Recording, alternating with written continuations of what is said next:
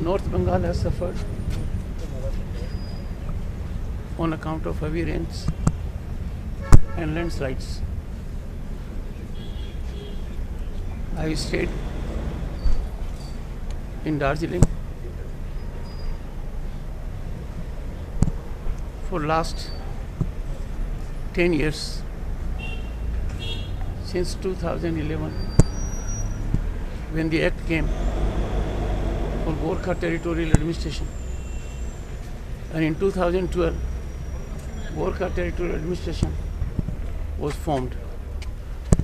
Central government is giving money in crores, state government is giving money in crores.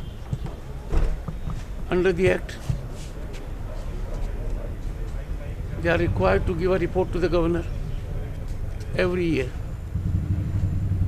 No such report has been given during 10 years. This is unimaginable. Rule of law is getting capsized. What is required to be done every year, as per command of the legislature, as per provision of the act, not once it has been done. CAG is required to audit every year. Every year. Audit has not taken place even for a single year.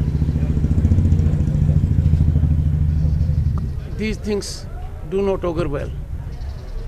I have myself seen, people have contacted me, indicated that election was there once only. Thereafter,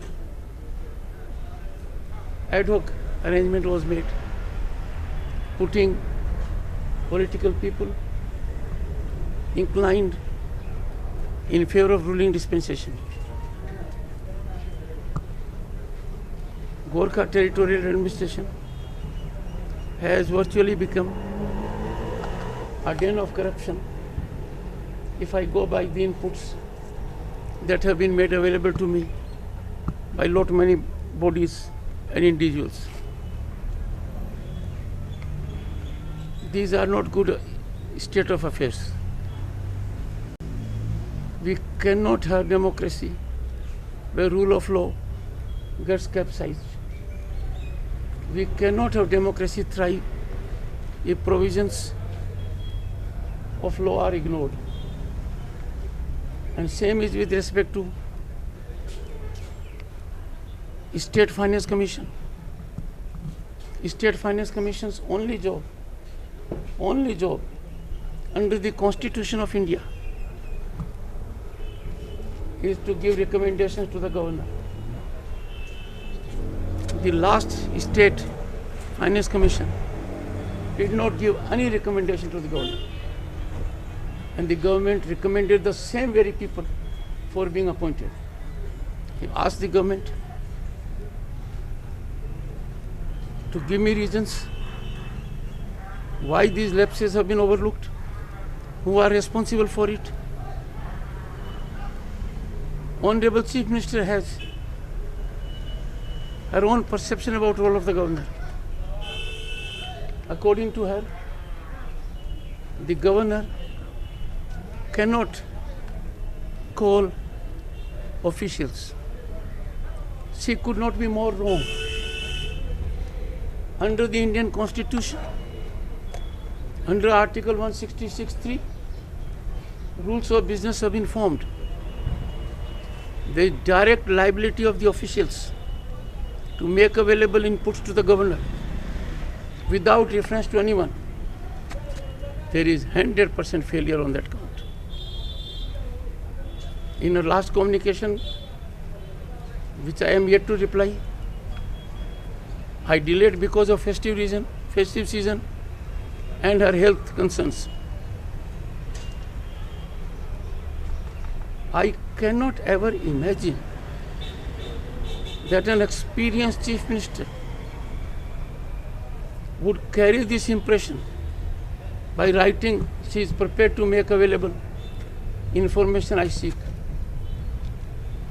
Nothing could be farther from fact than this.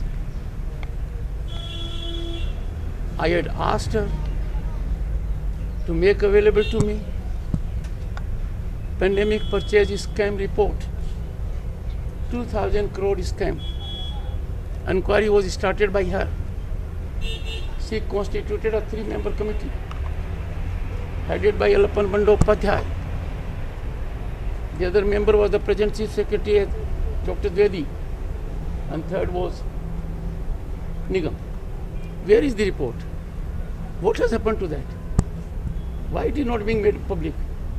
And at least why it is not being given to the governor, where it is a duty under Article 167. She has given no input to me as regards Bengal Global Business Summit. Projections were there, 12 lakh crore investments. I have simply asked, where is it? Which part of Bengal it is? Who have done it? No information. I have asked serious reports about Andal Airport. Nothing has been done. Even Tajpur, we already had one innings. Now we are having second innings. The state had suffered because of Bulbul, Yas, Amphan. She did not brief the governor. We have had the worst, unprecedented post-poll violence in the country. And no briefing to the governor. The government was in denial mode. I appeal to the government, follow the constitution, rule of law, and I caution the bureaucrats, don't take shelter of the communication of the Chief Minister. That is untenable. Their liability will not be diluted.